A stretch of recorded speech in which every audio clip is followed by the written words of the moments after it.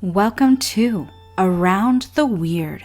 Here's your host, the museum curator of the strange and unusual, Mr. Nothing. Thank you, mysterious voice, and welcome back to Around the Weird, a booktube channel where I talk about all the unusual and out of the ordinary literature that I found in my travels. It is the final Short Story Tuesday of October, which means this is the last horror short story that I will talk about for this year, or for this month. Maybe intentionally, maybe unintentionally, I might discover more horror down the road without realizing it and talk about it. We should always talk about horror outside of October anyways. But again, it is also Junjitober, so I am talking about Junji Ito short story. And I'll also have to talk about the other short stories in his collection down the road. So I'm not through with this book that I'm talking about. And today's short story is all about our hidden feelings, our hidden desires, our hidden thoughts being exposed to the world. I am referring to Floaters by Junji Ito from his short story collection, Tombs, which was published in 2023. I've talked about Junji Ito for the past couple weeks, so I don't need to go into that great of detail. But he is a Japanese author known for writing horror manga, an adaptation of Frankenstein, and he's been well regarded for his work. Go check out my other videos that I've done on Junji Ito if you want to learn a little bit more about him. But I can say that I very much enjoyed this short story for this month, as well as the short stories in this collection, and I will be talking about more of Junji Ito as the future comes and whatnot. So without further ado, let's talk about Floaters. I will do a summary, a little bit of analysis, and we will move on from there. So Floaters primarily focuses on a teenage boy, high schooler named Ryoichi. He stumbles upon one of his friends, Masao, collecting moths at night for some reason, or what he says are moths. Ryoichi has doubts that he's actually trying to do that. And the next day, he talks to his girlfriend, Kyoko, about what happened with Masao, but she seems a little bit distant from the conversation at hand. And as they're walking, they find a black seed thing, which kind of looks like a dandelion of sorts, but as they get closer to it and they touch it, it speaks in Masao's voice, talking about its love for Kyoko, and they're confused about what this could mean. So Ryoichi takes it to Masao. He takes it back and says that's mine. And then he also says that these sort of floater things, these seeds are lying when they talk. Although Ryoichi has his doubts about that. The next day he talks with his other friend Kazuya, who develops somewhat of an obsession with these seed things. So he manages to find one which also speaks in Masao's voice, and he doesn't really want to give it back, but they decide eventually to go back and give it to Masao.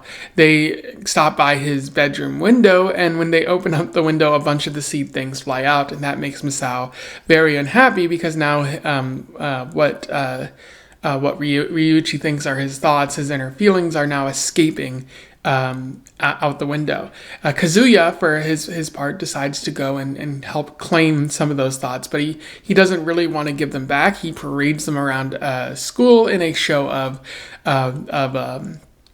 personal achievement or something like that, and everyone starts talking about Masao, which makes Kyoko and Ryoichi think that he's never really going to recover from this. Kyoko goes and talks with Masao, where she asks Masao if he's interested in her romantically, or if he's interested in her romantically, and he says no, that he's not, that these seed things are lying, but Kyoko thinks differently, and she leaves, but Masao ends up killing himself that night, which is unfortunate.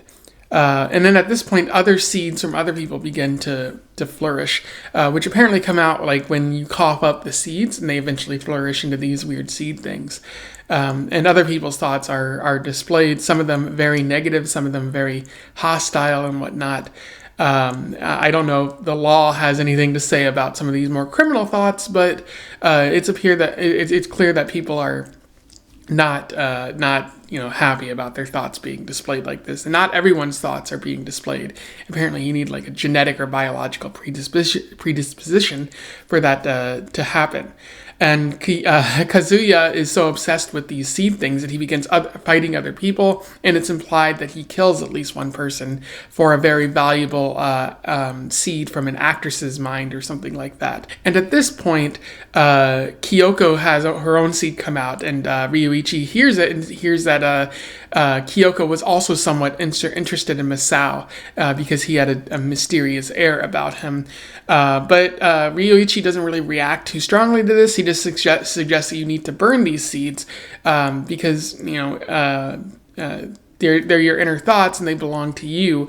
They don't really belong to the world out there. And Kazuya's mom starts getting worried about him. He has all these like seed things in his room. They're very loud, so his mom just sets them free and gets rid of them. But this throws Kazuya through a rage, and he ends up killing his mom in the process. And then shortly thereafter, the seeds all vanish, but then a bunch of giant seed plants arise, and they start talking in roars, like they reveal innermost thoughts that way. And one of them even reveals that Kazuya killed his mom. We don't quite see what happens to Kazuya at this point. And as the story comes to a close, Ryoichi takes Kyoko to an isolated place, and they see a plant that is speaking in Masao's voice, and it's saying that it's sorry for what happened to Kyoko, and that he did love Kyoko, and he should have been honest about that. And that's where the story ends there. In terms of analysis, there is a fair bit to talk about Floaters, potentially one of the best short stories in this collection.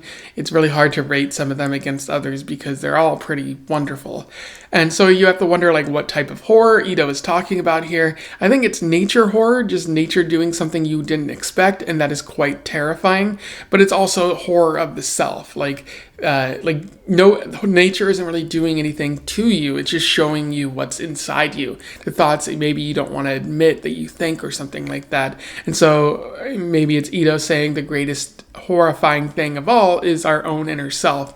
Our mind can't possibly, like the creatures of the world can't possibly hold a candle to what's in our mind or something like that.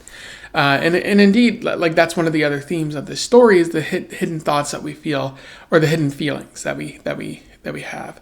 The seeds and plants announce our innermost desires, which can be a bit terrifying because we all think very weird, very strange, very unkind thoughts at times that we wouldn't want others to discover. And indeed, nobody wants that. Everyone is kind of afraid of their thoughts getting out there and being displayed prominently to the world. Ryoichi in particular doesn't, or not Ryoichi, but Masao in particular doesn't want that to happen because a lot of his thoughts are embarrassing. He's also a teenager at a very strange point in his life. And so, our outward appearance is already made fun of quite a bit, especially in high school. And now our inward kind of thoughts are going to be investigated too, and nobody really wants that.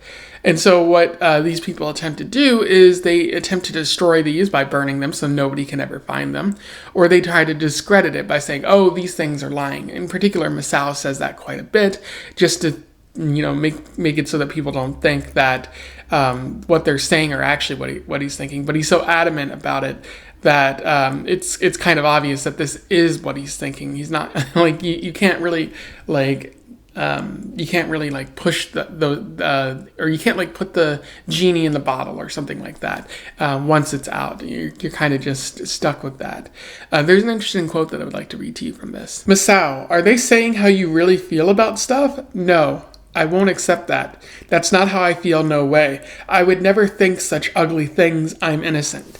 And that's Ryoichi talking to Masao there, and Masao's denial about what he's thinking. And he calls it ugly things because some of those things are about killing or harming other people in order to get what they want.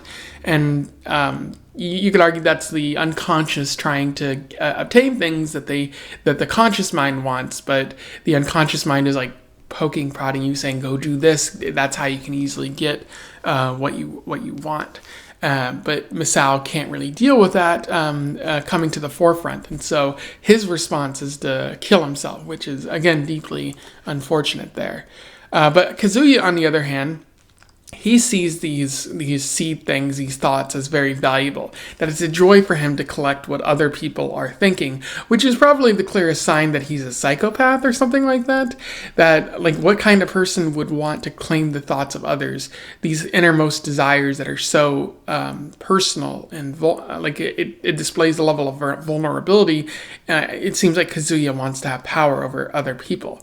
But we begin to see his own fears too develop once the seed things start displaying what he's thinking, and he is very clearly upset that that's happening, doing his best to catch those thoughts before other people can have them, because he doesn't want to be vulnerable in the same way that he's made other people vulnerable. So a very, very interesting kind of element to Kazuya's own character in this story. But I do have to wonder, what is Ito trying to do here?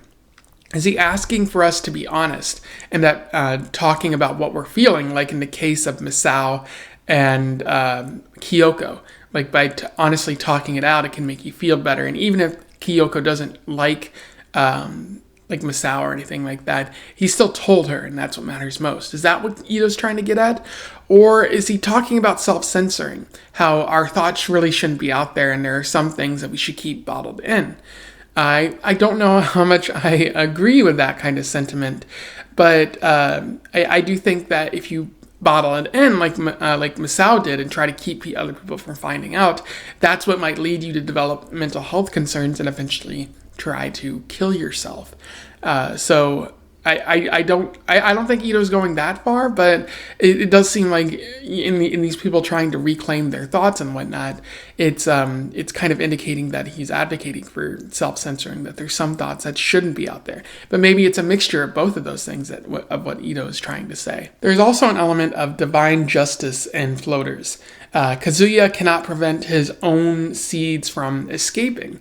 He tries to claim everyone else's, which is a very terrible, very clearly, like, he's a bad person for wanting to do this kind of move.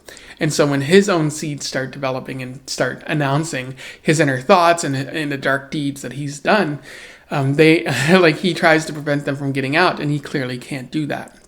And not only that, but once the plants sort of develop or grow at the ground and start roaring what people are thinking, that's pretty much announcing his guilt. It's saying, I killed my mother.